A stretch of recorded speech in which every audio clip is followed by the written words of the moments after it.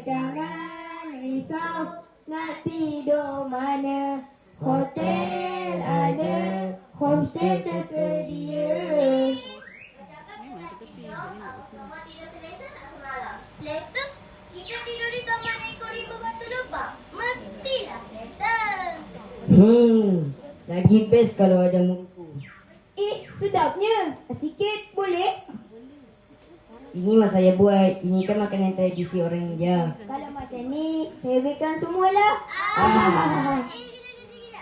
Kita ada pertandingan kebudayaan malam ini, Mak.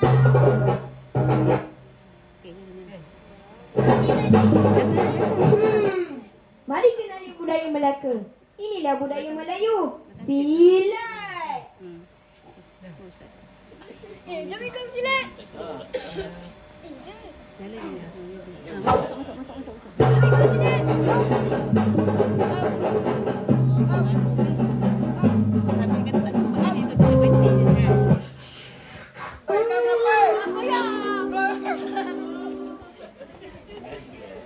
Itu bukan silat, itu silap.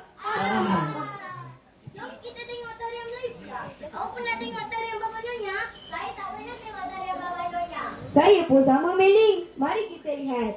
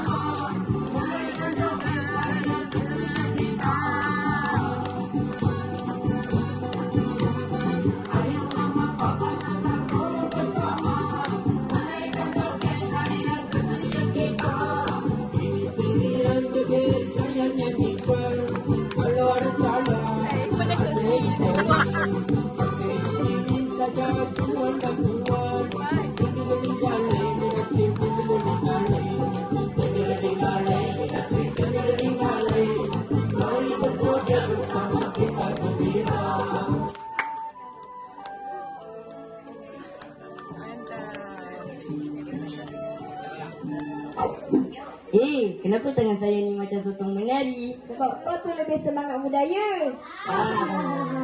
Kita ada banyak budaya rupanya. Ya, walaupun berbeza, Kita tetap bersama. Macam muruku, nasi lemak, semua campur. yang campur semua sekali, Mak. Sakit pula nasi perut kita. Bila kita bersatu, Perbezaan jadi keindahan. Kita jadi lebih kuat. Inilah semangat perpaduan. Bersatu kita teguh, bercerai kita roboh. Doraemon.